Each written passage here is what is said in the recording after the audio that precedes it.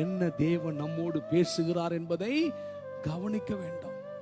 ஸ்கூல்ல டீச்சர் கத்துறாங்க தான், ஆனா எல்லாரும் ஃபர்ஸ்ட் மார்க் வாங்குறது இல்ல. யார் கவனிக்கிறாங்களோ அவங்க தான் ஜெயிக்கிறாங்க. அப்போ இந்த 30, 60, 100 என்கிற வித்தியாசம் எங்க உருவாகுதுன்னா, நாம் கேட்கிறதை கவனிப்பதில் உருவாகிறது. அந்த வார்த்தை எப்படி இந்த நிலம் எடுத்துக்கொள்ளுகிறது, எந்த ஆழத்திற்கு அந்த வார்த்தையை இந்த நிலம் கொண்டு செல்கிறது, எந்த இடத்துல அதுக்கு தேவையான போஷாக்கை இந்த நிலம் கொடுக்கிறது, இதை வச்சுதான் 30, 60, 100 என்பது முடிவு செய்யப்படுகிறது.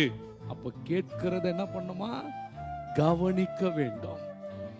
கேட்கிறன வாயில கேட்கறது இல்ல, செவியில கேட்கிற வார்த்தையை கேட்கிற உங்களுக்கு அதிகம் கொடுக்கப்படும்.